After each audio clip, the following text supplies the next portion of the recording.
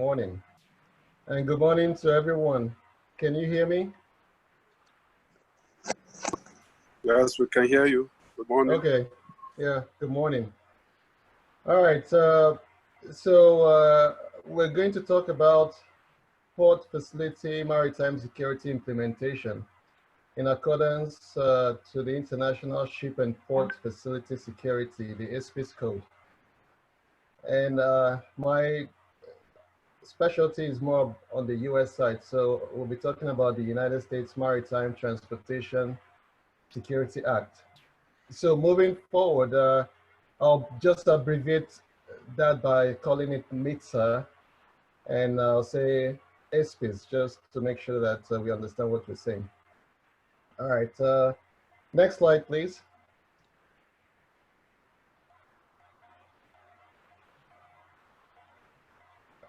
Can we just, to get us going, I'd like to have a little bit of icebreaker so that we can, get on with the training. So if you can click on the first number one icebreaker, please.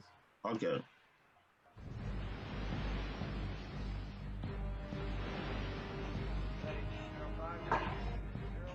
Again, this is the USS Montana requesting that you immediately divert your course 15 degrees to the north to avoid a collision. Over. Please divert your course 15 degrees to the south to avoid collision. This is Captain Hancock. You will divert your course. Over. Negative, Captain. I'm not moving anything. Change your course. Over. Sir, this is the USS Montana, the second largest vessel in the North Atlantic Fleet. You will change course 15 degrees north, or I will be forced to take measures to ensure the safety of this ship. Over. This is a lighthouse, mate. It's your call.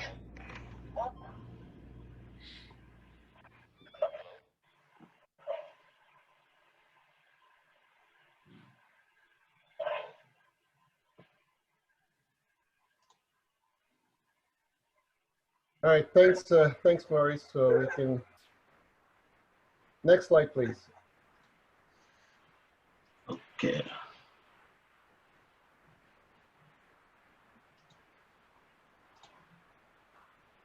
So this slide, I have to go ahead and read this disclaimer just so that we're all on the same page. So the disclaimer I have for everyone is all information contained in this presentation is provided for educational purposes only and does not constitute a legal contract or other covenant or agreement of any kind between myself or any person or entity, unless otherwise expressly specified.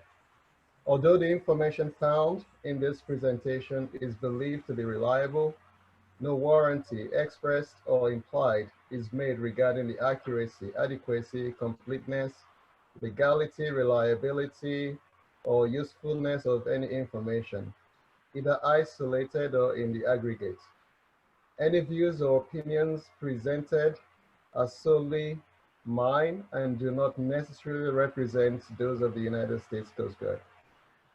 I am not liable for any interpretation deduced from it.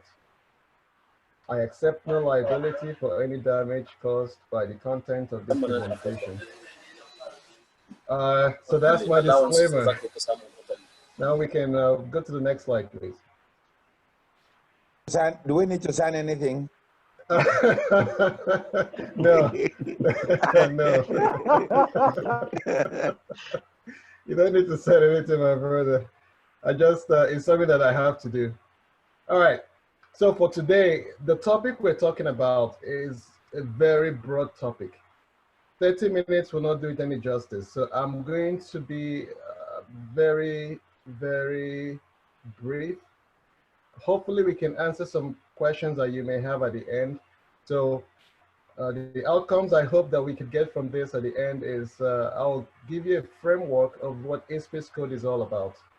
I'm going to try to explain what the contracting government is obligated to do under ISPS. And I'll bring it to the United States under the MTSA to talk about the facility owners and operators, what they're responsible for. And finally, I'm going to attempt to highlight the state of port facility in Nigeria when it comes to maritime security. Next slide, please. So in more of a very basic understanding, ISPS came into force 1st of July 2004 and is under SOLAS Chapter 11, Tag 2. It's basically made up of the two parts, Part A and B. A is mandatory, B's are all the guidelines that you have to follow. I mean, you don't have to, but it just gives you an idea of what you need to do. For the purpose of this presentation, we're going to focus on section 14 to 18, which is all about the port facility security. Next slide, please. Now, the applicability of ISPS, which is under SOLAS, applies to vessels engaged on international voyages. Also applies to port facilities that service these vessels. Now, the key points to remember with ISPS under IMO is the 500 gross tonnage, cargo vessels, high-speed craft, also looking at passenger vessels and passenger craft. Next slide, please. Now, under MTSA, so something to point out, the reason why ISPS is very confusing to many people, and not just in Nigeria, is because this was all led by the United States. And if you notice, ISPS came into force 1st of July 2004. MTSA came into force the same day. And before this, there was a big incident that happened which propelled ISPS and MTSA to become laws. And that was the incident on September 11th, 2001. That incident was the biggest attack on the United States homeland by a foreign national. So that caused the United States to spearhead this effort. And just to give you a little bit of history, before this, there were many instances where maritime security was on the forefront, but it never made it to where it became a big issue until 9/11. Yesterday was the anniversary of 9/11, 19 years, and so it's a big deal for the United States. So in the United States, they actually codified ISPS into law under the 33 Code of Federal Regulations, which is a big security law in the United States. And so the framework for ISPS under the United States is called MTSA, is basically broken down into compartments. So on the surface, you have a Federal Maritime Security Coordinator, which is somebody that is responsible for a particular area. And in the United States, there are 41 of those people. Now, these individuals are all commissioned officers in the Coast Guard of the United States.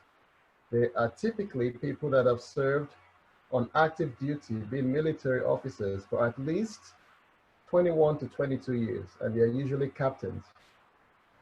And these 41 individuals surround the entire United States, and they're spread around. Now, these individuals are responsible to enforce their area maritime security plan, which is the bigger plan for that area. Now, it is broken down to each facility or vessels, US flagged vessels that are in those areas. These individuals are responsible to approve their plans, their security plans. Now, there's something that is particularly important to mention under MTSA, and this is why I bold that section. It says, unless otherwise specified by this chapter, which is basically the regulations that covers MTSA, applies to vessel structures, facilities of any kind located under, in, or adjacent to waters subject to the jurisdiction of the United States.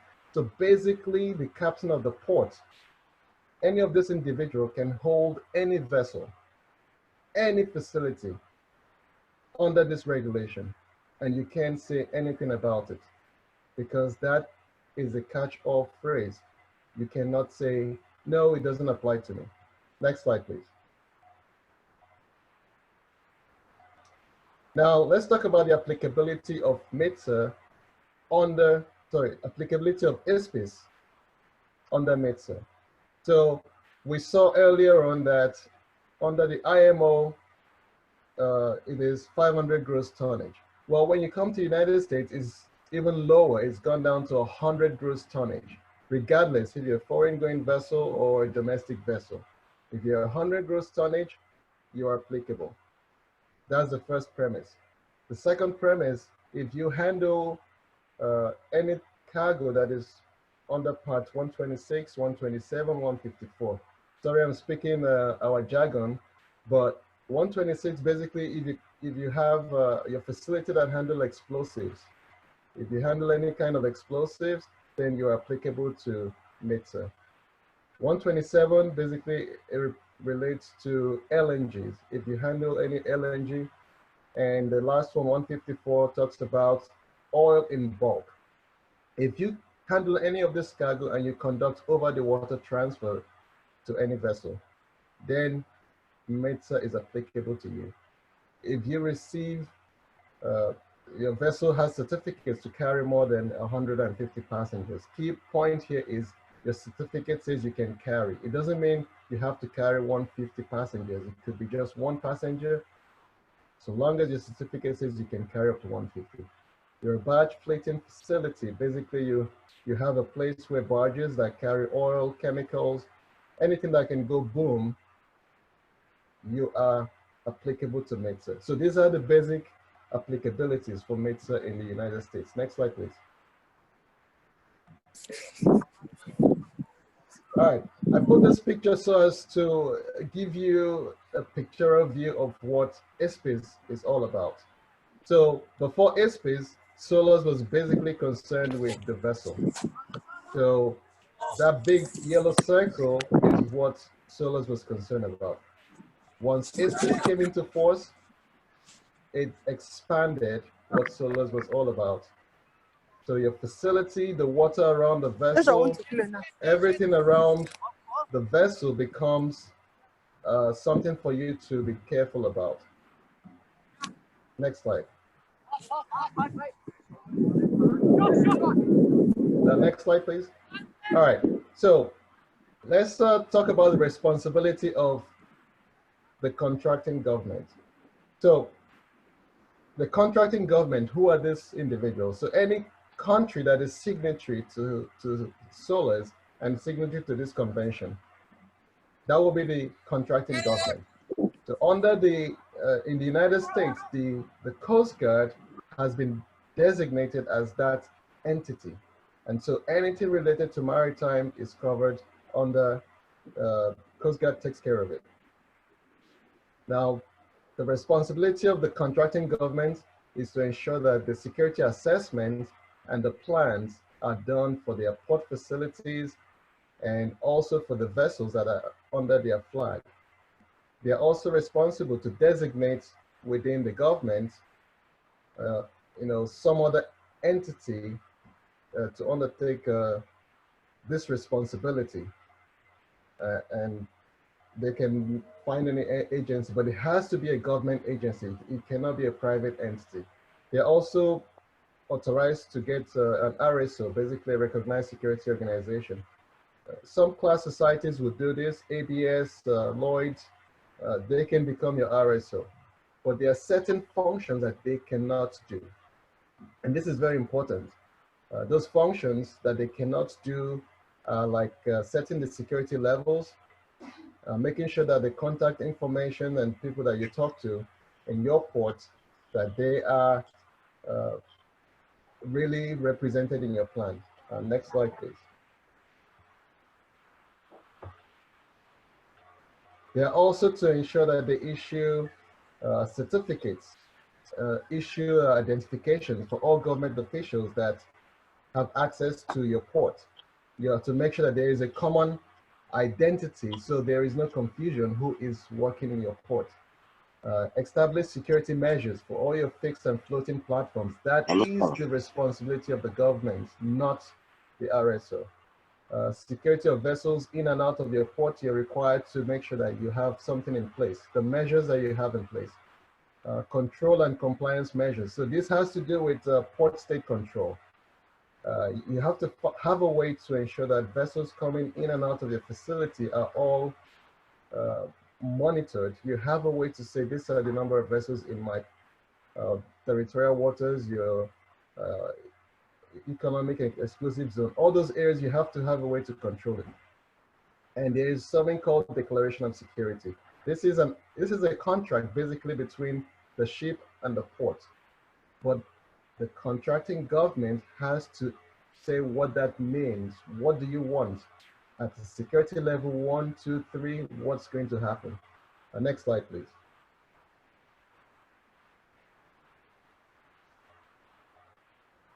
All right, so I talked about security levels. Under ISPS, it's called security levels. Under MTSA, it is called maritime security. So you would, some of you that may be working in companies that are under the United States, maybe United States company owns it, you might hear words like MARSEC. That is a US language, it's not an IMO language. So IMO is called security levels. So under normal situation, you would have MARSEC level 1 or level 1. When things go bad, that's when you have level 3. And for each of these levels, you have to have established response when this happens. Next slide, please.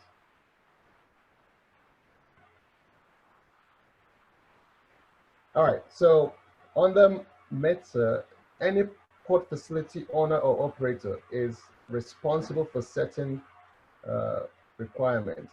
You're to define your security personnel structure. You are responsible for training. You're also responsible to designate the facility security officer and ensure that your facility security assessment is conducted. You're to develop and submit your facility security plan to the captain of the port, one of these 41 individuals I mentioned earlier. You're to ensure the TWIC. So this is the Transportation Workers Identification Credentials. So under IMO, you're required to have security established. So this is how the United States have done theirs. It's called TWIC. If you're a truck driver coming to the port, you need to have one. If you're a mariner on a vessel that is a US flag vessel, you're required to have one. Anyone working in the port has to have a TWIC. And that TWIC is a higher level ID card that is issued by the Transportation Security Agency called TSA. And then we, the Coast Guard, we enforce the authenticity of this ID card by having card readers and have a way to ensure that they are all legitimate. You are also responsible to ensure access control within your port. So escort requirements, restricted areas, secured areas, all that stuff should be in your plan that the Coast Guard would approve. You're also required to make sure that there are procedures for seafarers access. So now this is a big one because the IMO does not want seafarers to suffer, and they put that in ISPS. What I found in many of my activities with the ports that I've worked with in the US, they seem to neglect this aspect. So as the flag state and also as the contracting government, my job oftentimes was to go tell them, hey, your job is to make sure you have access to the seaport. So you cannot restrict the seafarers to their ships. And so I've had to issue sanctions to port facilities to make sure that the seafarers had access in and out of their port. Now I'm talking about big refineries. For example, you can have a mile within where you moor your vessel and where you get to the gate of this facility. So it is important that they provide transportation. Usually these facilities, a taxi cannot get in. And so this is a big deal. Next slide, please.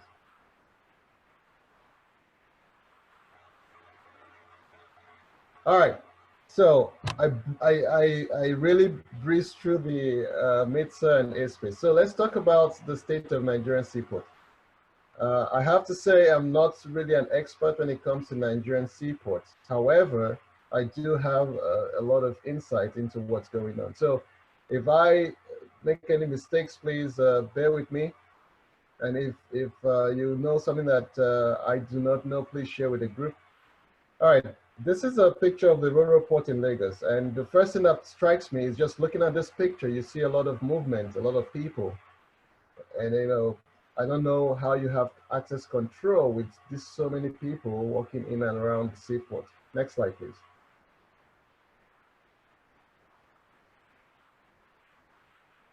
All right, so I tried to kind of understand the dynamics on the airspace, how it is done in Nigeria. So I looked at, so first of all, NIMASA has been designated as the authority responsible for airspace in Nigeria. That I was able to find in writing that NIMASA was that entity. I was also able to find that the MPA has maritime security duties as part of their charter, as part of what they do. And I was also able to find that the Nigerian Inland Waterways Authority have the same responsibility inland. So that got me really confused because on the IMO, it has to be one entity that is responsible to do this within the government. So I was very confused as far as who is responsible for what. Then I looked at access control measures.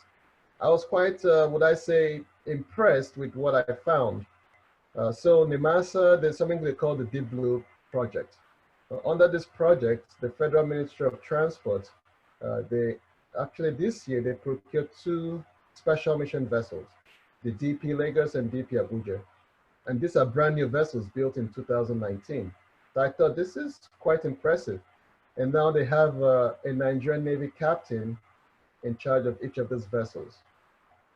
This is all good. I thought, well, you have a good access control. I hope somebody in NIMASA here can explain to me why you have 2 government-owned vessels by the Nigerian government flagged under Marshall Island or flagged under Djibouti. That to me was surprising because I didn't understand it. The next thing I found was that the Federal Ministry of Transport, they're planning to buy some helicopter, actually 1 helicopter for the DP project. I also found that they've bought 10 fast interceptor boats, expecting 7 to be delivered this year. I found that the DP project is basically, I think, similar to what we have in the United States, which is the Vessel Management Traffic System. It's in the US, we have 11 of these facilities that monitor every vessel movement. But in Nigeria, I only found that this is the first time they're doing it, and is, I think, maybe operational, or they're just starting to be operational, which, is a step in the right direction, I would say. I also found that in 2016, the MPA commissioned something called Command Control Communications and Intelligence System, the CCCIS. I wasn't able to find anything beyond what I didn't know if this was operational. There was nothing more besides just when it was commissioned in 2016.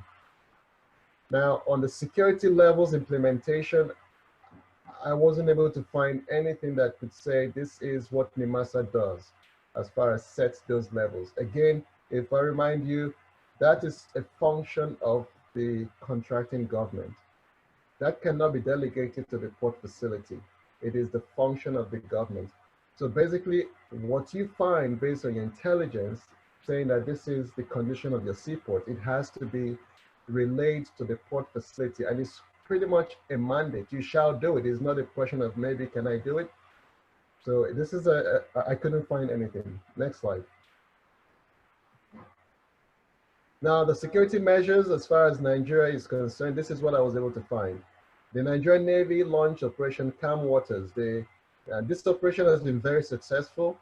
They were able to rescue some kidnapped crew members. They've used those vessels I mentioned earlier, the DP Lagos and DP Abuja and other resources that they have to patrol the waters of Nigeria to some success, I would say. And I also read that the Minister of Transport suspended operations of secure anchorage this year. And for those that maybe don't know this, back in, I believe, 2014 or 2011, Nigeria gave the security of a large span of sea waterway to a private entity to provide security. And that company was basically collecting tariffs, charging vessels to pay to be in that anchorage, which is under the IMO ISPS requirement. That's actually illegal. That shouldn't have been done, but that was happening. Now, I'm glad the government took action to change that. 2019, they passed something called the SPOMO, Nigerian Suppression of Piracy and Other Maritime Offenses Act.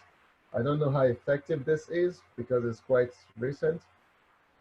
Now, in 2018, the U.S. Coast Guard recognized NIMASA for making progress in ISPS code. Now, this is important because back in 2019, the U.S. Coast Guard, when my colleagues came to the U.S., to Nigeria, I'm sorry, they found that Nigeria was 0% compliant when it came to ISPS.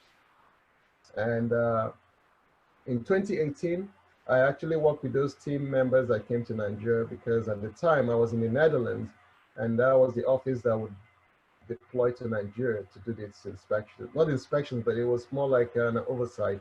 We don't inspect Nigeria. We don't do that. We're just assessors. We come to assess. We don't inspect. In 2017, I found this with the Nigerian Navy, which is again confusing because the Nigerian Navy is not designated as the authority, but they had something in 2017 called the Harmonized Standard Operating Procedures on Arrest, Detention, Prosecution of Vessels and Persons, which was very confusing because the Nigerian Navy has no authority to arrest commercial vessels flagged under another country. It is NIMASA. So I was very confused when I read that. Next slide, please.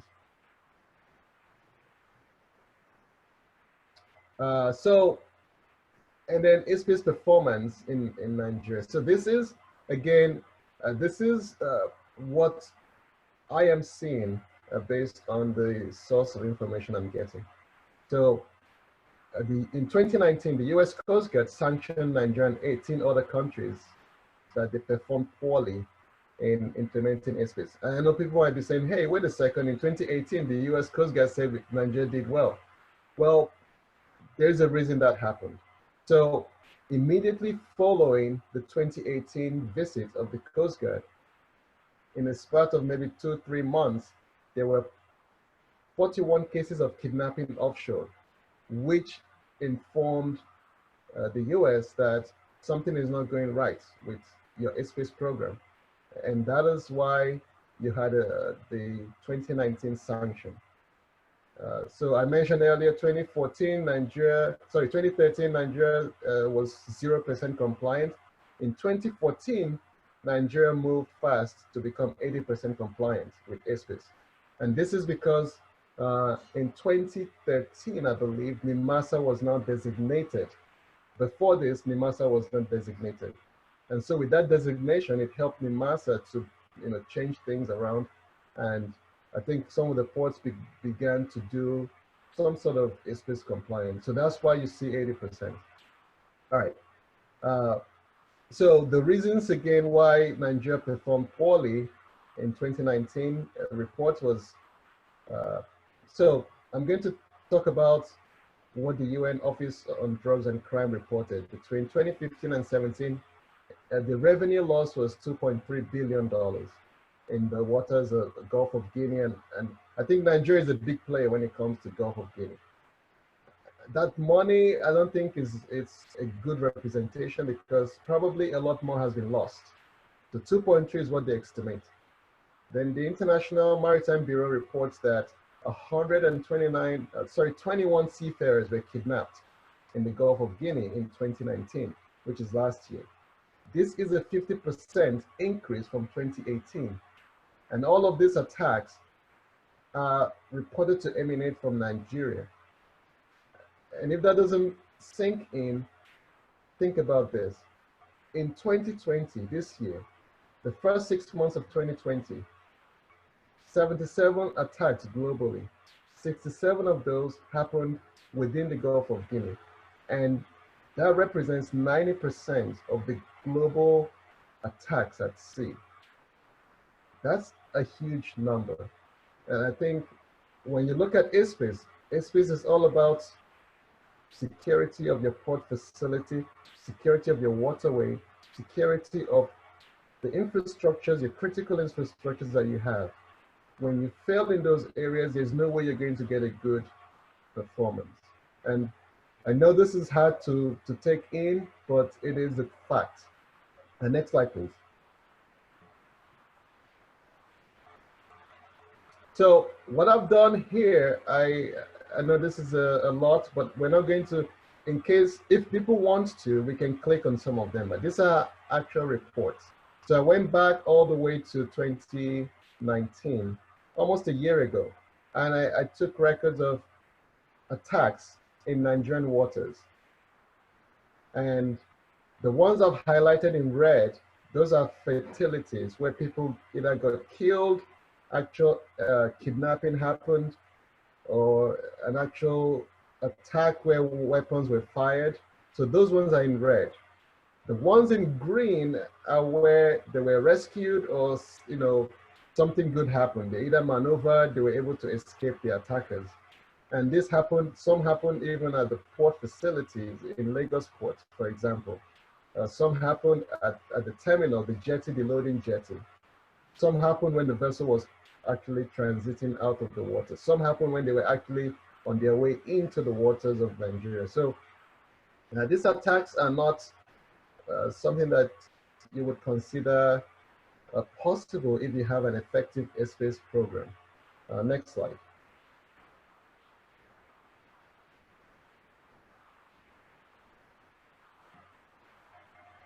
So same thing. I mean, I'm not even capturing most of it, but you can see the attacks continued and they are very consistent. It's not like you have a gap in between. These attacks are rapid. They're happening every other month sometimes. Some happens twice or three times in a week. Next slide.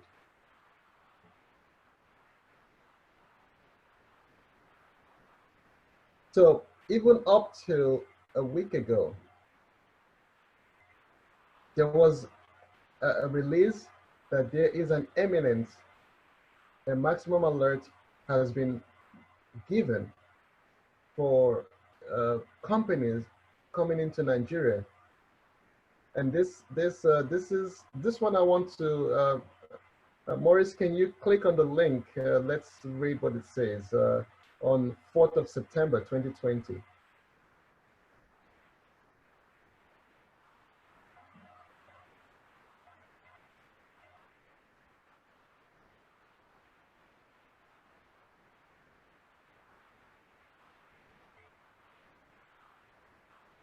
All right, can you scroll down? Let's all read what it says.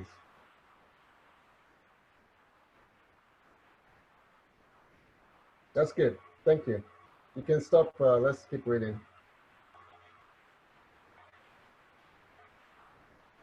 So this is when it says maximum alert. So this is imminent.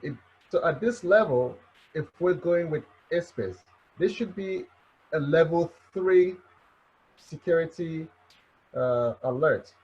So in this case, NIMASA, if we're going by airspace, should send out a notice saying every port facility in Nigeria should be at level 3, at a heightened level of alert. So I have no way to find out if NIMASA is doing this, because this is a credible report. It says there's an attack, and they actually go as far as saying this is coming from armed group from Rivers State. This report is telling you where it's coming from, and I'm surprised. I don't know. I hope people with NIMASA in the group can tell me what's going on. We can exit out. We can exit.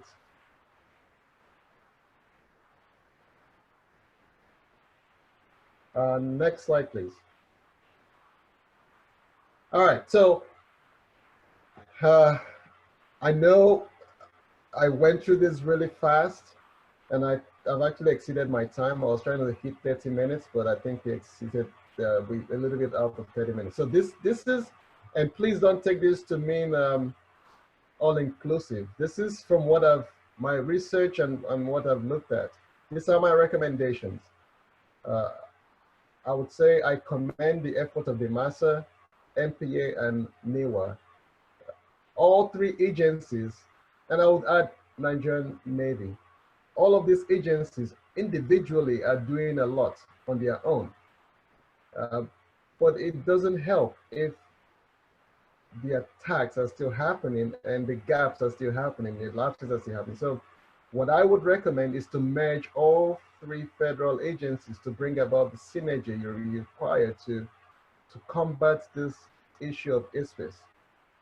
Have a clear established authority. So if NIMASA has been designated, so NIMASA should have access to the security apparatus in the country. So what I'm talking about, things like your law enforcement ability, your air support, your sea support, you should be able to call on it at any minute. Your chain of command, who is directing that captain of Nigerian Navy? Of course, they're not working for the director of NIMASA, so that by itself represents some frustration because the Nigerian Navy have their own missions. So, you know, there's no clear authority from what I could establish based on my research.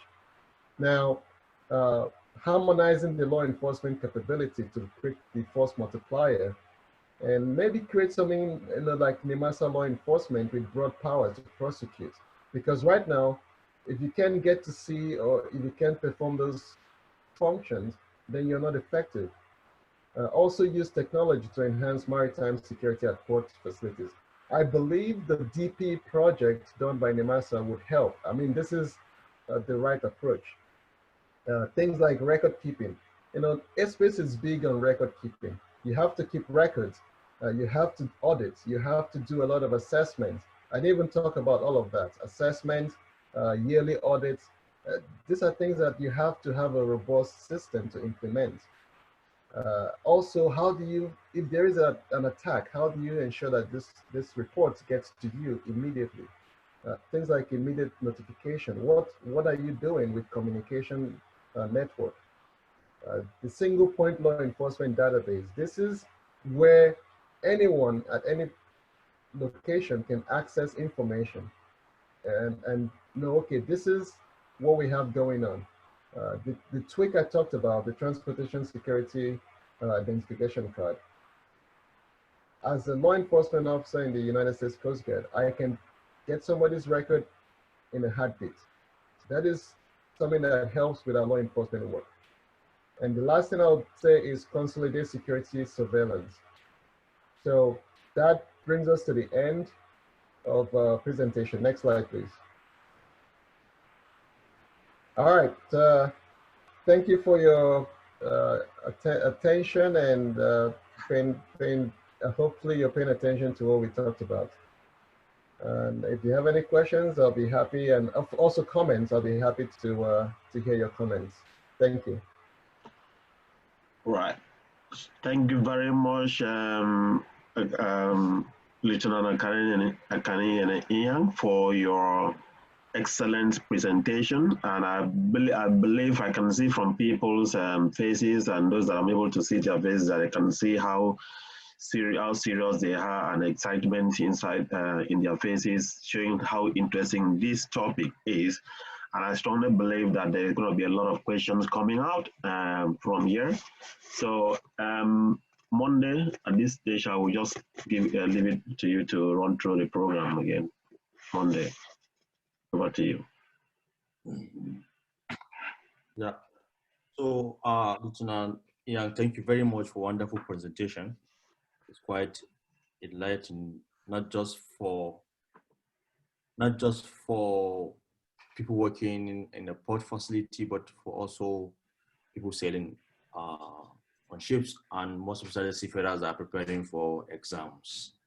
It's quite enlightening and educative. Thank you very much for this presentation and well-researched presentation. So at this time, we're going to proceed with question and answers, and we have among us, between us here is Emmanuel Megwa, the National Secretary, to anchor this event. So Megwa, please, you have the floor. Go ahead.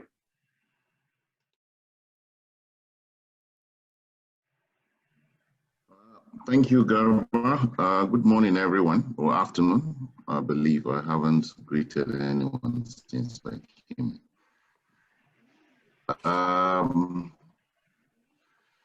Lieutenant Inyang, thank you very much for that wonderful presentation. As usual, I was seeing deeper than the sight I have always had on this in this maritime security space. In your presentation, quite insightful. There were a lot of things that you ask yourself that are confusing you. So I want you to understand that this confusion extends beyond yourself to all of us here. Ideally, I'm supposed to coordinate the question and answers, but if you permit me, I would like to make some comments that will align your presentation. Before the question starts coming, I will not have a question myself, so that you will also be able to respond to the questions more appropriately, as well as sieve out certain questions that some people may want that are not necessary, picking from your present. So if you permit me, I will go ahead. Yeah, please go ahead. Okay. Okay. One point, in no particular order from your presentation, one point I want all of us to understand here, as the presenter has clearly mentioned, that the ISPS, I'm sorry, I'll be calling it ISPS. We're not used to that American acronym kind of thing. So the ISPS is a response actually to September 9/11. And if we all look at the strategy that the US followed, according to the presenter, they released the Maritime Transportation Act the same day the ISPS was adopted. The ISPS is an international instrument. So for any state to be able to implement it legally, it must domesticate it into its own laws, and that is exactly what I am seeing the United States did smartly the same day.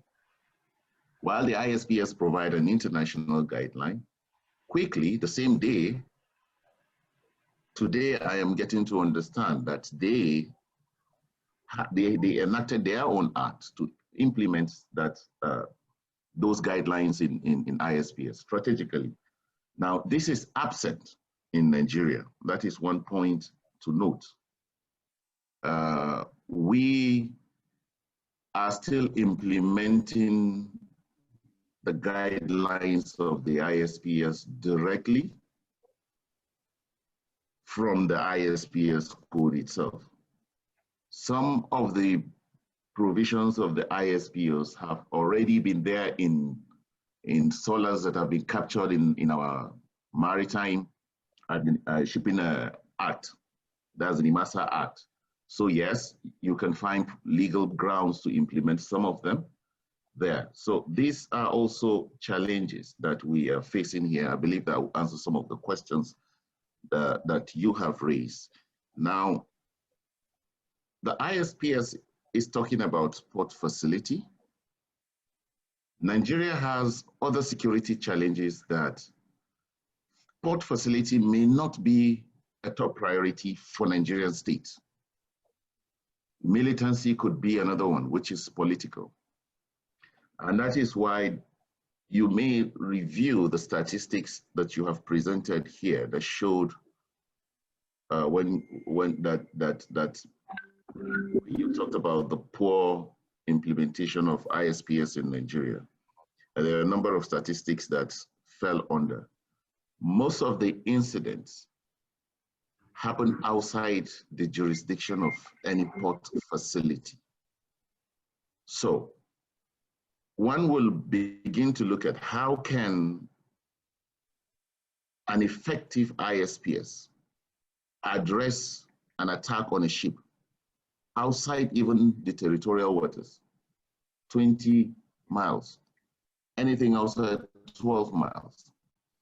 Now, again, we have seen the implementation of the ISPS happening in a way that we talk about port facility. NIMASA picked up the guideline of ISPS. The code, in its own wisdom, try not to burden people. So it set limits. Should fall under this regulation.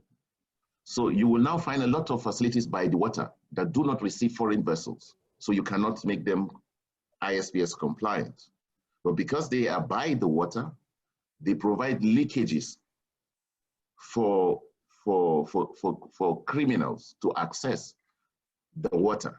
So they go through these areas that are not under the implementation of ISPS, no security protocol necessary to capture or prevent traffic, undocumented human traffic. So people can actually use this facility and go out to the sea and commit crime. So an effective ISPS will not address that.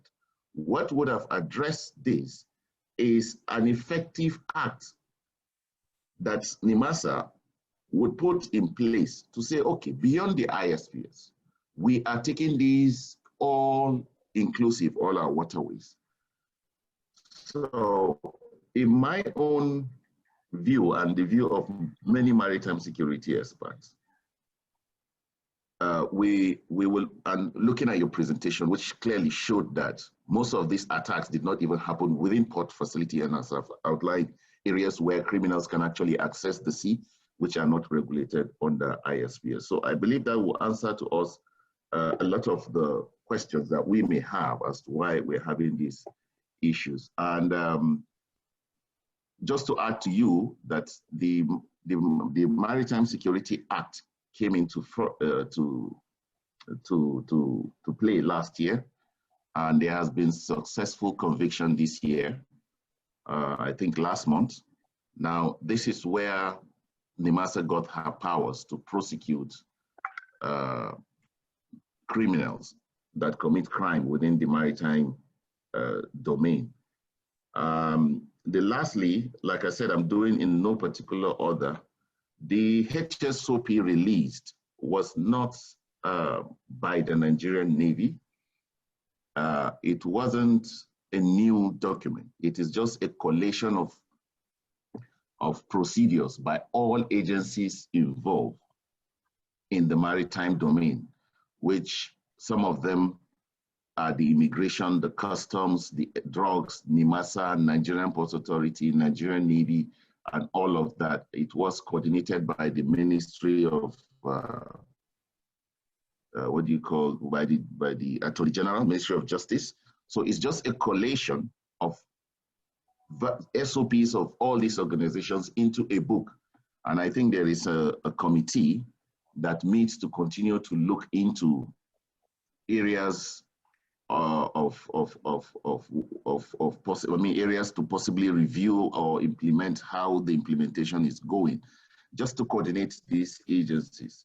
Now, when it comes to arrest, it is a very interesting issue, which we will always have debate. The Nigerian Navy not having to arrest a foreign vessel or not having the authority to arrest a foreign vessel, but NIMASA does. Now NIMASA is able to detain a vessel, but the resources needed for that to happen, where arms are required, NIMASA cannot provide that. So they have to work together with the Nigerian Navy. And the Nigerian Navy will raise a question all the time and say, prior to the ISPS itself, we have been given the powers to police the water, arrest ships within our water, territorial waters that have been suspected to have committed crime. So the ISPS now coming to say, or any other regulation that is not domesticated in our laws, yet coming to say we cannot do this, becomes a ground for a lot of debate. So yes, your presentation has given myself, I believe, Captain Umoren and I am sure a lot of the NIMASA people an insight on how best these things can be resolved. But as you have rightly said, there are lots of questions to be asked. And if you will permit me, let me see the first person in no particular order with a question. Danny Obotobo, you are next if the facilitator has no comments after this. Thanks, Emmanuel. I have no comments. Thanks for that good commentary. Thank you very much. Okay, Danny Obotobo, please be sharp with your question. All right, thank you Next very is much. Captain Sunday Umoren. Okay, thank you very much. So in that particular order. Thank you very much, Mr. Emmanuel. Thank you, Lieutenant Akaninyene. Yeah, I learned a lot from the Inyang's explanation of security and its enforcement. And then listening to Emmanuel Megua also, I understand from the perspective of the Nigerian security and maritime environment. So mine is not actually a question, or I will just say I wanted Captain Sunday Umoren, since he is available in this gathering, to equally talk to us or equally tell us something. Having listened to the United States Coast Guard perspective of the ISPS code, and then having listened to a stakeholder, a security expert from the Nigerian perspective, what do you have to say, sir? Captain Sunday Umoren, you know, putting the two perspectives into consideration. Thank you very much, sir. Okay. Sorry, Captain Sunday Umoren, you are next to speak. So you will join this answer and your question together. Okay, sorry, if I'm a chief, I just jump in the session. Can I be the last speaker? Because probably in other questions, there may be some issues I need to speak on. So when I come in, I can try to tidy up everything. Thank you, sir. Okay, Connie, you are next.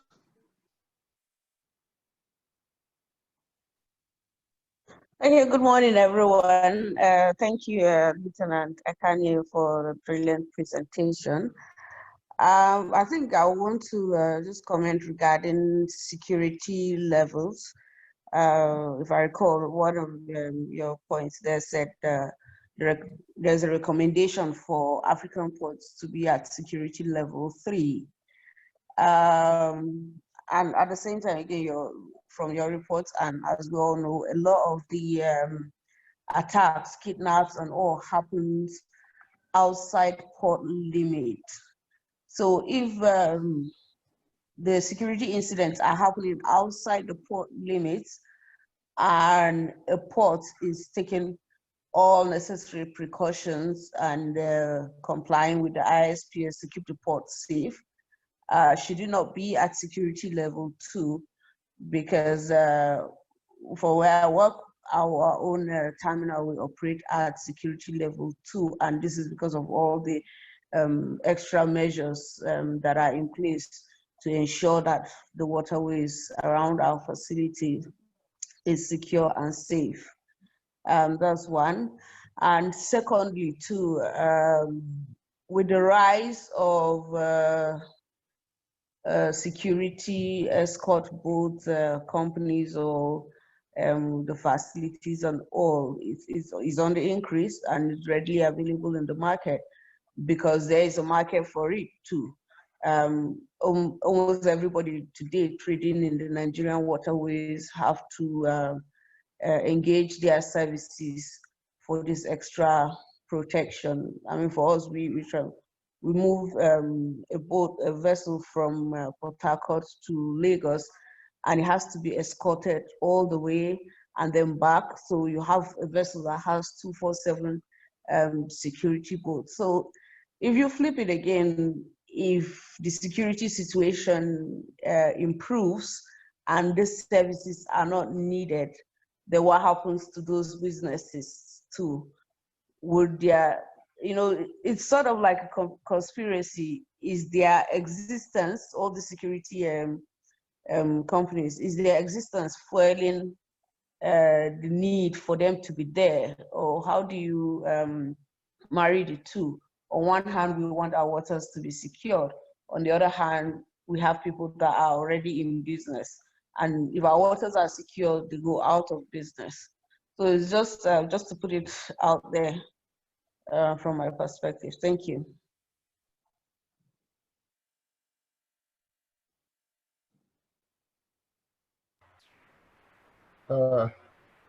Thank you, Connie. That's a very good perspective.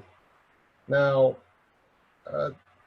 you know, as far as ISPS is concerned, your territorial seas, your, you know, exclusive economic zone, that's still your waters. And so I understand some of these attacks are happening out in the high seas, but you do have attacks in anchorage areas. You do have attacks at the jetties, at the offshore platform facilities. And these attacks are well coordinated. And I think it's good that there are security companies providing security for the country. But the bigger issue is, are these security companies, are they responsible to NIMASA? Are they working in a vacuum? Because ultimately NIMASA is the chief security officer for Nigeria.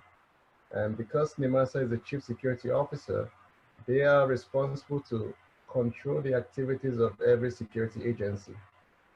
And is there a plan? I mean, you talked about your facility. Is that part of your security plan? And you don't have to say that to me because I don't have any rights to know. But whatever you're doing, if it's not part of your plan, then you're actually going against ISPS. So, you know, the idea behind the security plan is supposed to be robust and has to be a living document, to where if there are changes, then you have to change. And you talked about being on level 2. How did you get to level 2? Was that from NIMASA, or is that just your company policy? If that's your company policy, then you are actually not following ISPS. And if you were to be audited, you would fail. And by extension, Nigeria is going to fail because there is not the communications happening between your facility and NIMASA. So these are the issues that I believe, if they are addressed properly, it can be easy to solve. And the fact that you're having several security agencies working independently makes it difficult to have a unified force. I hope that makes sense. Over.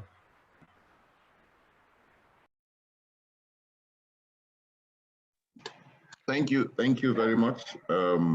I believe Connie is satisfied with the answers, and we have gained more further insight. The next will be our President, Engineer Ome Zurike, and I have not seen any hand. For your information, I'm looking at the hand raised in the application. Okay, Victor Bassi, you will go next after the President. If you can use the app, there is a place to raise your hand on the participants. It will be easy for me to see. Nathaniel hand is up. Connie, please, can you bring down your hands? Okay, those that have finished, put down your hands. Engineer, I'll see you next. Thank you, and good afternoon, everyone. Thank you, Akan, for your wonderful presentation, and Emmanuel also for your clarification that followed. So on the same issue, I'm glad that Akan did clarify the issue about attacks happening within the EEZ, the Exclusive Economic Zone. The bottom line is that globally, whether it happens in the port or within the Exclusive Economic Zone, it still rubs off on Nigeria. It stacks up against the statistics that Nigeria is a very unsafe place to operate. It raises insurance premium and all the other challenges that come with it. Now, the most important thing I'm wondering is because here we've raised very valid issues.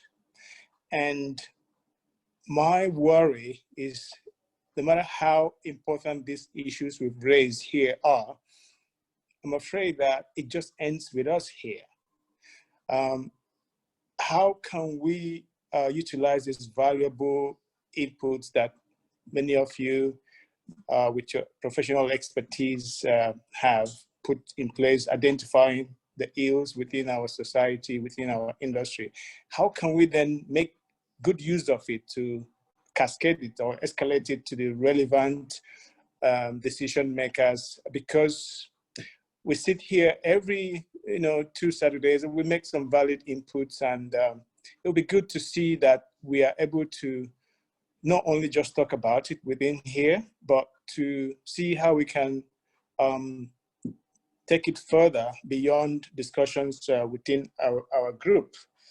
The issue of security, I mean, there was a time Emmanuel posted something on the general platform and regarding the proliferation of security companies within our waterways. Now, I feel that I don't think that NIMASA actually has the mandate to police our Nigerian, the territorial waters, because there's always this conflict between NIMASA and Navy as to who should be responsible for providing security within the Nigerian waterways. The laws might be there, of course, but implementing the laws, as we know, is such a huge challenge within our country. So that also brings us to the issue that Connie raised with regards to perhaps this conspiracy theory that, yes, with the proliferation of security agencies now, is that a business, or is it, are they trying to provide a service? I remember once I was in a conference in Abuja, and then that was when the security issues were beginning to come up back in 2002, 2003. One expatriate security service provider came to our booth when we were displaying at our stand at the conference, and we talked about the escalating security situation. And his words were like, yeah, these things are happening, but to be honest with you, that if it doesn't happen, then they won't be in business. So sometimes it's difficult to separate the actual problems with the business part of it. And then we end up in a situation where you are in a catch-22 situation where if you withdraw the services, would the situation get worse? And is it because the situation is there, that's why the security situation is getting worse? So that brings us back to how can we properly articulate our discussions here and then move it to the next level so that we can have a national solution to this problem that we face. So I don't have a question, more like a comment to make. I like this discussion, but I want us to move this discussion beyond just here to something that can be significantly applied to improve the maritime industry, which is basically why we are here as an association. So thank you, guys. I look forward to Captain Moran's contribution to this, so that we see how we are able to move beyond the discussions here. Thank you, guys. Thank you, President. This will definitely go to Omoren. So I would like to, for management of time, take the last two, Victor Bassi and Nathaniel Adeleke. And after that, I will push it to Umoren to answer his question last, and as well as respond to a lot that the president has raised and any other person may raise along the line. Victor Bassi, you have. All right, thanks. Thanks. I think mine is not not much of a question or a contribution. I just want to say hi to Akaninyene. I have actually made several contacts with you when we were dealing with alternate compliance on U.S. Coast Guard vessels, and we've exchanged emails. That time you were in Hamburg, I guess. And we've had joint inspections with the U.S. Coast Guard inspectors on alternate compliant vessels when we're taking them over from U.S. Coast Guard, and I work for ABS, just to clarify things. So it's good to see your face and who I've been dealing with. And just to say hi to you. And of course, subsequently, we will be communicating. I'm now back in Nigeria, so I'm no longer out. And I just wanted to say hi to you. That's it. It's not, I'm not, well, we are, I can speak on behalf of class, but I would rather allow the expert players in this case to, like Emmanuel has done, and then finally, Sunday is going to wrap it up. Those are the guys. For us, we just take actions on behalf of flag states, and we are the recognized organizations, and we play along with them, and we see all the lapses. We have the ability to compare and advise where necessary. But in this case, I believe NIMASA, being the authority in this case, is picking up a lot of slack, and I believe they are having a lot of empowerment, and they are doing a lot different from what it used to be a few years back, like you have said also. And I don't want to take any much of your time. I just want us to maybe meet at the background after this. Thank you. Thank you, Bas. Thanks for the kind words. So, Nathaniel? All right, good day, everyone. Thank you so much for the privilege given to me, to share some thoughts here. And thanks to Lieutenant and General Secretary for that clarification. Lady Coney actually captured some of my thoughts, when she, raised concerns about the security vessel having to trail or to escort a vessel from one location to another, within our territorial waters. That's something that we believe, I believe, it's not right. In the time past, maybe a decade ago, maybe the concentration was actually in the channel. But right now, even in the open waters, we see a security vessel trailing another vessel from one point to another. That is not right. I don't think it is fair or right. Because if you look beyond our territorial waters, I don't see any other country, I may be wrong, doing that, having to have another vessel providing security coverage for you to go to another location. One of the worst area to sailing or difficult area to sailing would be in Malacca Strait. That doesn't happen there. So something is not right. And I'll actually, trail, my thought will be on what the president said. I'm hoping that the director who is with us today, Captain Sunday Moore, will, help us out and be able to, provide some insight to what the government is doing on that, So please, change is something that is permanent. We cannot say this is where we are, we can move forward. We need to continue to evolve and get it better each day. And let's continue to keep our hand on the tiller, to get better at what we do, and so that we can have a country where it is safe to invest and investors will be able to come in. Right now, what we have, would not sustain us if we continue this going forward. It's important. I work for Chevron, and I know the escalating cost that my company is facing. And each day, they evaluate this cost and they ask an important question. Is this sustainable? Is this sustainable for us to continue to operate in this environment? So that's one thing we need to look at. I'll stop now. Thank you very much, everyone. Emmanuel, can I say something? Who is that? Okay, yeah. So I know Captain Omori is going to come in, but there was a question that I posed earlier during the presentation, which is if Captain Omori can throw some lights on why the DB Abuja and DB Lagos are all flagged out of the Nigerian flag. That was one of my curiosity.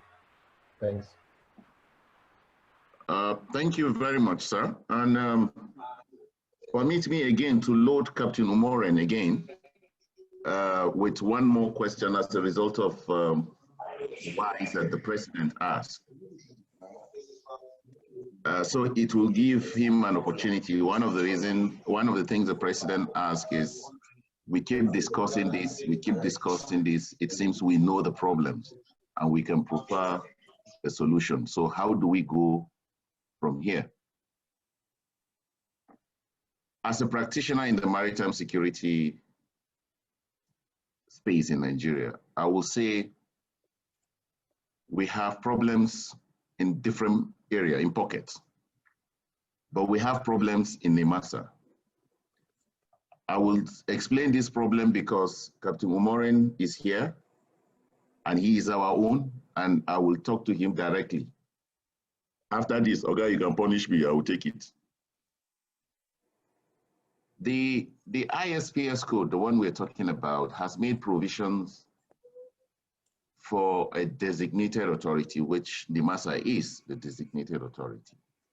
And there is a provisions for recognized security organizations that will conduct this security assessment and the plan. There is also a provision to these companies will be approved by the DA, which is NIMASA. What is happening now, and there are conditions to meet. What is happening now is you just need to know someone in the agency and you will be given that license. That is not the fault of Captain Umoren because he is not even in that ISPS unit. But I'm saying that is one problem in the organization, and let's be clear. There is also a vendor license where the people who will actually respond to the security, the recommendation in the security plan must be accredited by the DA. Now, the agency has given those license as well. There is also guard force companies. The agency has given license, but the agency is not enforcing any of these. The only one that the agency is enforcing is sitting down and from the ISPS unit and appointing Mr. A. You go to that terminal and conduct risk assessment. And I'm a terminal owner. I have no say in choosing my risk assessment, RSO. But I will be the one to pay the RSO. Now, what is the interest? I don't know. I don't think it's an issue for this, but it has been existing. Now, secondly, NIMASA does not screen all the companies involved in maritime security, as you can see in Nigeria.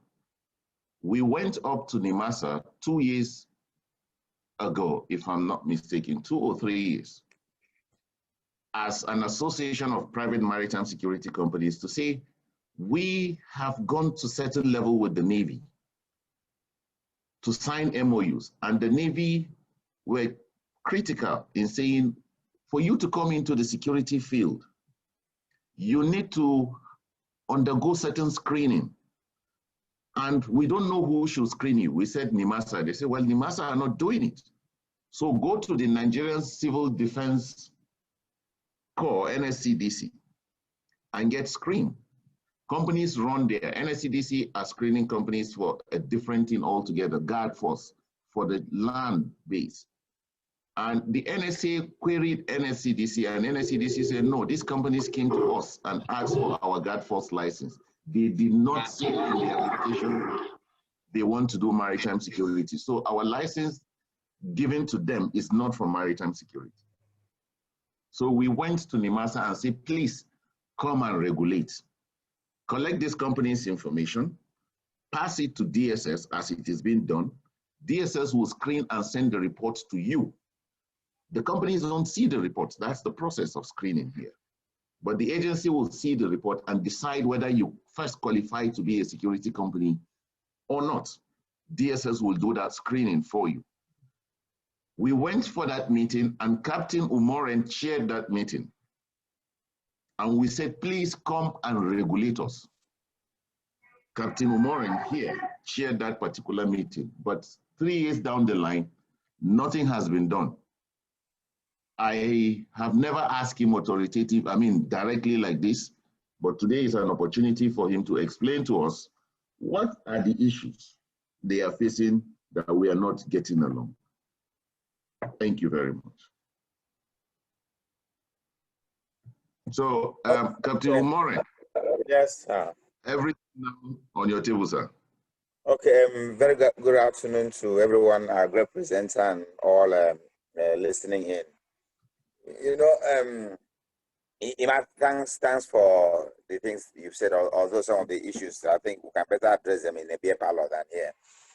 But I will do my best in touching as much as we can.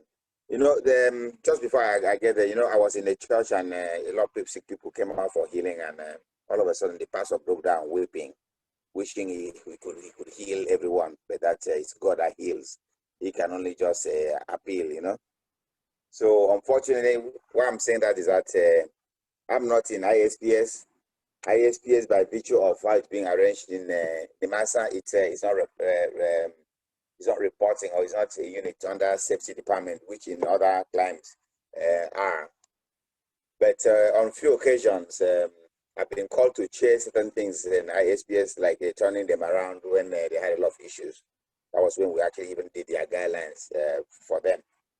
So I will just try to give as much as I know, and the ones I don't know, I'll latch back on what the president said, which is very apt, that something should come out of meetings like this or trainings like this, which to me it's more of a communique.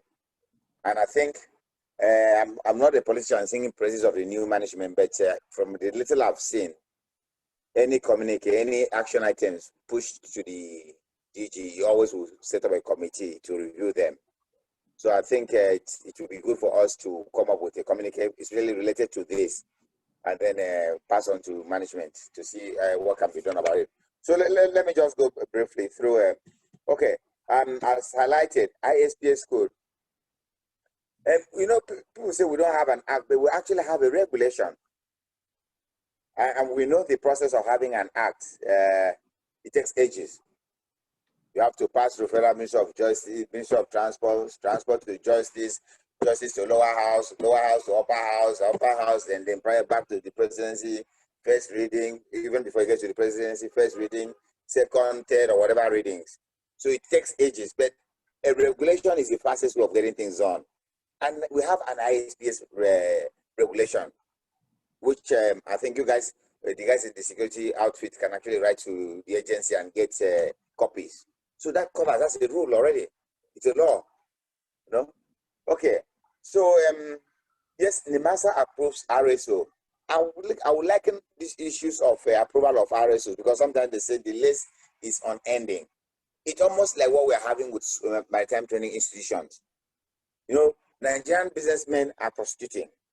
If there's money in this, everybody rushes into it. And then you have so much pressure from everybody wanting to be an RSO. So the guys, they also have issues. But like I always tell them, which is what we've done with the schools from the safety side, I say, raise your bar.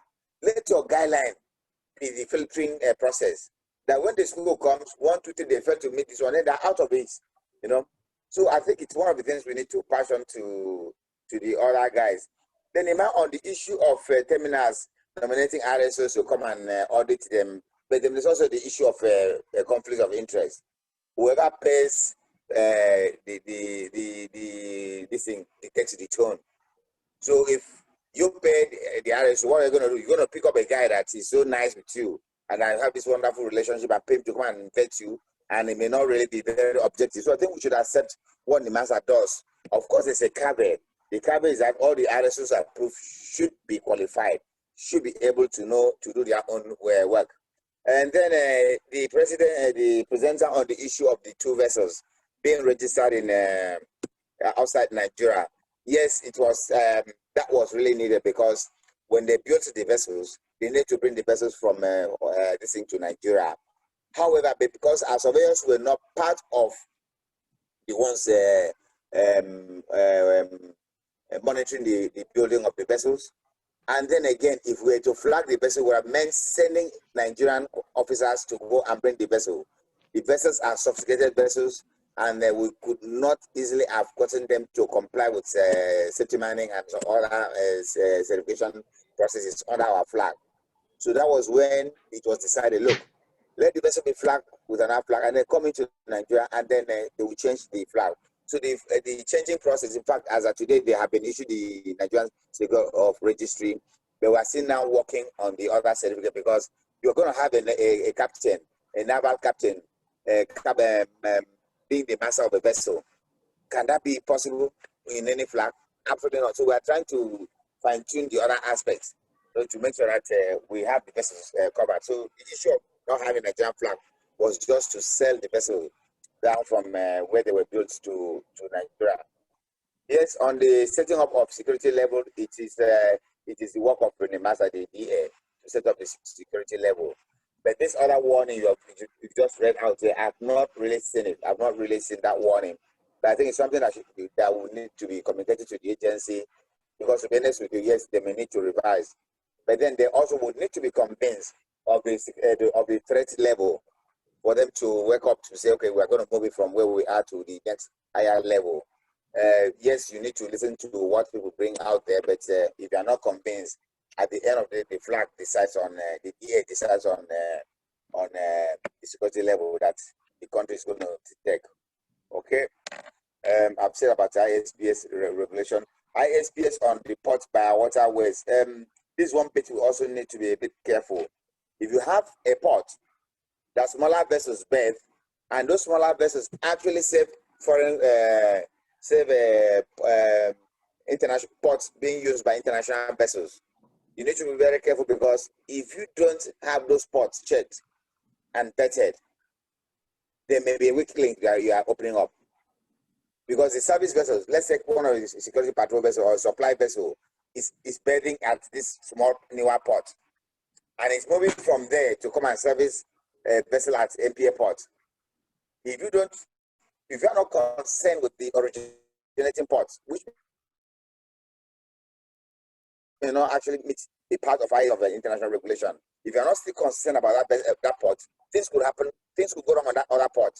And then the vessel will come in, and then you say, oh, everything is fine with MPA port. Meanwhile, that was a weak link introduced. So I think on some selective inland waterways ports, they still need to be be compliant with the ISPS code. Categorization of incident. I'm trying to remember what that question was. Just note it down. Categorization of incident. Okay, that's more of what Iman said, that sometimes this reporting, they just ban sea robbery and piracy attacks and everything under ISPS issues. It's absolutely not. It's one issue we've been having with even the IMB, the International Maritime Bureau, that some of the things you are reporting as pirate attacks are actually not pirate attacks. They're in the inland waterways. And then for ISPS, of course, the major things will be sea robbery, the ones within our territorial waters. You know, yes, there are plans. The master is trying, but it's a bit of struggle, because inland water security is purely on marine police. Marine police, they are struggling. They are struggling. It's the least supported arm of the police force, because it falls under NPF. And every time they're coming to Nimasa, give us boats, but we are trying to have an MOU with them to see what support we can give them, as we also have with the Navy. HSOP, Iman is right. The HSOP was just an amalgamation of all the responsibilities of all agencies that have things to do with the maritime world, coming together to bring a method to the madness of people exercising their authority. It was really, really wild. Anybody can just wake up, get to a vessel, detain a vessel. So HSOP was more of to harmonize. We say, guys, let's have a common platform. If you go on board a vessel, you see something that's supposed to be under the master, you call the master. You know the focal point to call. If it is under the Navy, you know who to call. So it's really, really working. But in recent times, we haven't been meeting. But we even, in fact, what the master did is to even do a guideline on detention. Clearly, like for foreign vessels, who can detain? It's there in our guideline. Yesterday, we actually read it out to the IMO that came around. So once that sign off, we handed over to the HSOP people, that you can't just wake up. But then again, guys, when it comes to foreign vessels that are criminally charged, stealing of product, the Navy has rights. EFC, they have rights, because it's an offense against the state. It's an offense against the state. They have rights. But of course, it is only the prosecuting arm that will handle that, you know. So arrest of vessel, look, I've thought that the Navy, everyone has come to realize, because we told them, I said, one of the things that worked against us in the last IMO was one of the Swiss vessels that was detained. for over 2 years, and we never even informed the flag. So that we have really clearly highlighted to everyone that you can't touch a foreign vessel without telling the master, because we need to inform the flag and then get everyone in place. So slowly this is getting respected now. Deep Blue Project has highlighted it's on a bit of a knockback because we were expecting that by October that we would have gone full swing, but the COVID thing has really slowed down the process. Most of the aircrafts haven't landed, the helicopters haven't landed yet, and some other assets. But we are hoping that this will work for us. But for the 2 ships, we still think 2 ships to monitor the whole coast of Nigeria. It's not really that effective. But they will be supported by other assets. Secure anchorage, that has been handled already. It's something that we've never really been supportive of. Okay. Policing of waterways, like we said, a part of it, somebody was saying, is it the master responsibility or Navy responsibility? Yes, maritime security, based on IMO standard, it's purely in the master issue. But because the master is not an arm-bearing organization or agency, we cannot back, but we can't bite. So we solely rely on the Navy. We have that agreement with the Navy. And so that brought about having a contingent of the Navy staying with us, what we call the MGC. Presently, things are going very well. In fact, if you go to the Navy Act, the Navy is even allowed by their act to act on our behalf on safety issues when they see a vessel outside in the open seas. But of course, they need to liaise with the master.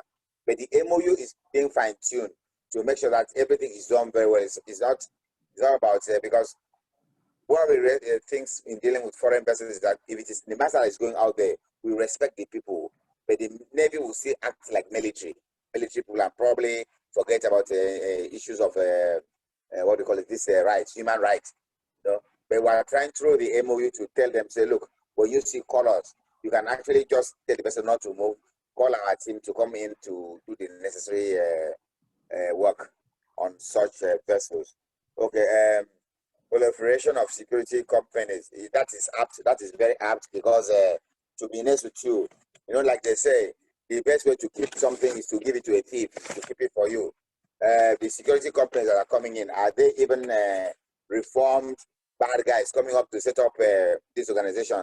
In which case, if there's no business for them, they can actually stir up issues and then get some businesses. It's something that needs to really be looked into, and I hope we'll have this captured in what do you call it? Captured in the communique that will be sent to the agency. I think that's about what I noted. There may be other things I didn't note. But please, whatever is outstanding, let's put it in a communique and send it to the DG, copy the ops and the head of maritime safety. We'll see how we get to push this through. Thank you.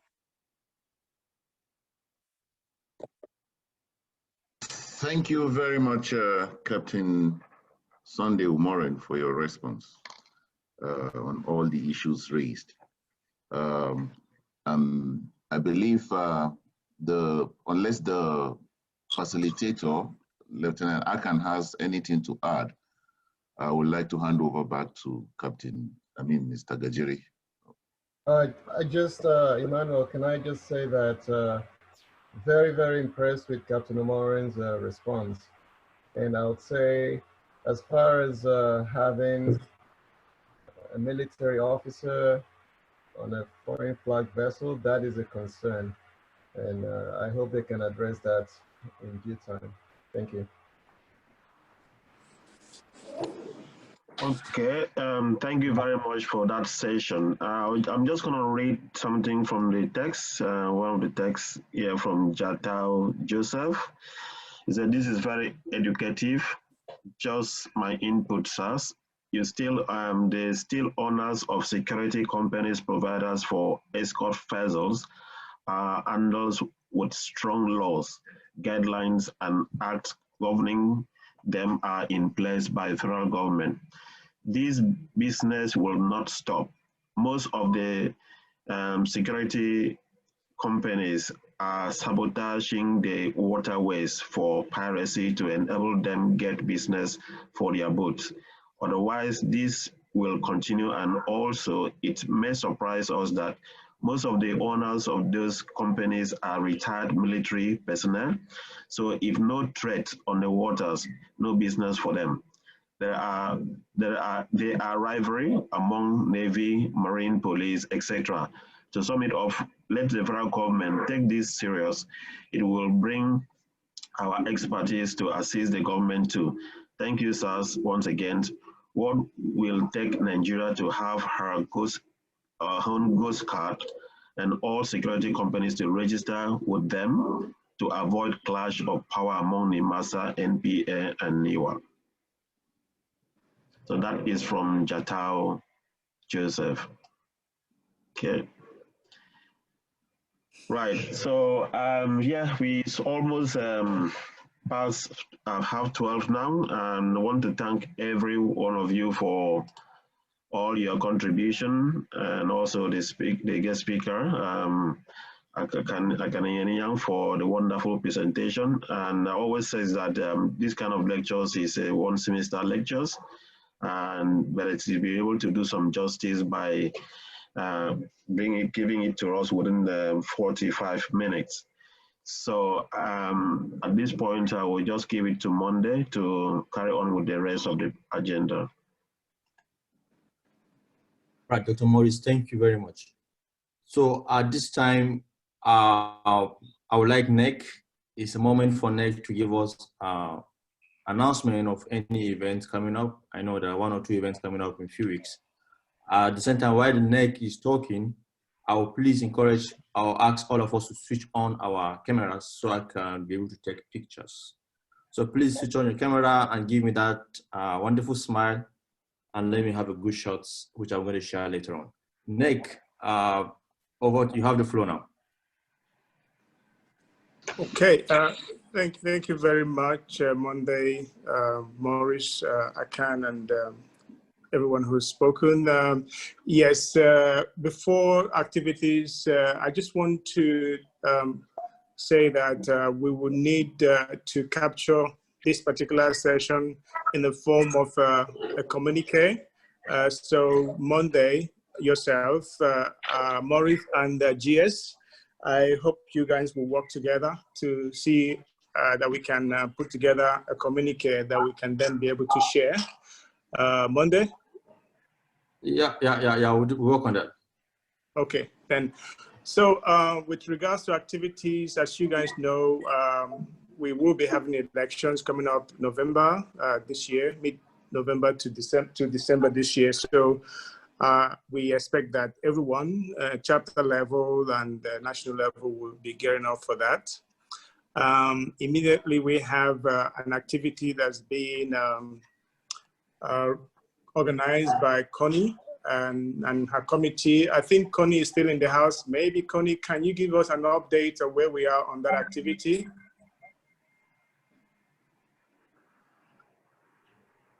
Connie?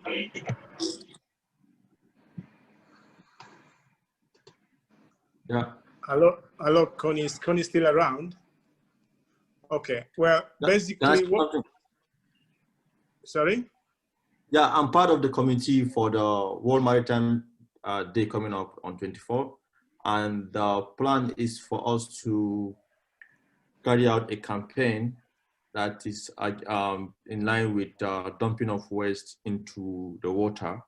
And so far, we've identified a community within the Port of Lagos, which is just opposite the Nispan Filawuyo JT. There's a community there between Ladol. That's a community. So we've identified that community for the campaign, and we are reaching out to stakeholders. We've identified stakeholders, and we are presently reaching out to stakeholders for sponsorship. So with time, within next week, we're gonna get back to the house on our timetable and all the events. All right, thank you. I think this is one example of how we can actually put some of our deliberations into action. We want to be able to demonstrate that we can actually contribute towards making the environment safe by engaging the communities directly. So it's an initiative that's been taken by the association. And hopefully we'll make this sustainable initiative that even beyond the 24th of this month, when we celebrate the World Maritime Day, we'll continue to engage various stakeholders and various other communities to see how we can get them to respect the environment by managing their waste disposal. So yeah, that's so thank you guys, and I hope that you guys will share with us more of the details. And we don't have much time. I think it's less than 3 weeks from now, or 2 weeks. So I think we're almost there. We hope to hear updates from you guys very soon. Thank you. And now. Right. Thank you, President. So Dr. Asuko, please can you round up with a vote of thanks? Thank you. And please, let's switch on our cameras for picture. Switch on your camera for picture, please. Okay, thank you very much, Monday. Before vote of thanks, I just want to also put our heads together because I know there is a lot of suggestion that what we do should not just end here. So that we should actually try to see how we can put this across to our stakeholders, all the ideas, all these fantastic ideas that we have in during this session. And there are two things that came into my mind, which I will put across to NEC. Is that one is apart when we have discussion here, is there anywhere apart from the communique that we are going to do for this particular on this particular session today? The previous one that we've had, and even the future workshop that we do, situation where we can put some documents together. We can then from those documents we can have like a engagement with some stakeholders in the industry, even if it's a Zoom platform like this, which we can involve the stakeholders and have discussion. At least let them also hear it from among us. And then another thing that I also think is about publication. If NEC can have like some bulletins that can publish, which is from Amano, and that publication will capture some of this discussion that we have here, and even if as far as even getting it to apart from our own Amano bulletin, we can also put some of those publications in some of the national newspaper. But having our own in-house bulletin that we can share it to some of our stakeholders, I think could also be helpful to spread some of these news or information that we have here. It's just my suggestion, so let everybody think about that and if it is good or not. Thank you. Yeah, thank you very much, Maurice. We're running out, but I think what we already have an alumni website. There's a blog section of that alumni website. I mean, most engagements these days happen online, digitally, through blogs, Instagram, Twitter, and all this. So we have to be more active in that direction. So as you're aware, we actually are looking at setting up a technical steering committee that manages this particular event. So that will be the responsibility of this technical steering committee to implement some of these suggestions that you've made. But that's, yeah, basically we will have to move this forward. It's an initiative that has gained a life of its own and everybody's appreciating it. So we will not leave it there. We'll have to make sure that we will propagate it and see how we can keep it going so that it can benefit everyone else. So we'll look into that. Thanks for the suggestion. Well, thank you, sir. And just before we go, I just want to recognize Justin's Eshet in our midst. He's a boss to Captain Jerry Prey. So, and also I think from what I've learned, is just retired successfully from active service. So we would like to congratulate you, sir, for your retirement and for all those years that you've put for the services. So if we just give you just about 2 minutes for you to just say something to the house, because most of us does not really know you. So if you can just introduce yourself to us, sir. Thank you. Over to you. All right, so guys. Yeah. Thank you very much. I really have to thank Lieutenant A.K. Khan for sending me the invites to be here. Really, it's very interesting, really, for all the talks and presentation and the ideas. You guys, I know the future belongs to the younger generation, really. As you have rightfully said, well, I'm not new industry from 1980. Go all the way, just retired from ExxonMobil, Mobil Cruising Nigeria, which is affiliates of ExxonMobil, right? So I've known some faces here, right? And what I would say is keep on flying, keep on the flag flying, be upbeat, don't drop the ball, and you guys are doing a good job, really, because creating such a forum to exchange of ideas is very interesting, really, you know, because now there's been information back and forth, you know, it's good, because exchange information is good. You learn from them, you learn every day, really. I really appreciate that. I really appreciate. Keep the flag flying. Maritime Academy of Nigeria. I lectured there briefly 2000 and 2001 as a senior principal lecturer in nautical science department, you know. Well, so I'm not new to Maritime Academy. I was there also briefly before I proceeded to Alexandria, Egypt, for my nautical studies in 1981, early 1981. So you guys, part of you guys, you know, say, and a part of the maritime industry in Nigeria. Thank you guys. I really appreciate. Once more, thank you to Lieutenant Akaninyene for inviting me to be part of this forum today. You guys are doing a fantastic job. Fantastic job. God bless. Thank you very much, sir. Thank you very much, Joseph, for that recommendation. So thank you everyone for tuning in today and joining. In fact, today we had 40 attendants. It's one of the highest attendance we've had in this workshop. So thank you everyone, and thank you Lieutenant Akan for your time and for wonderful presentation.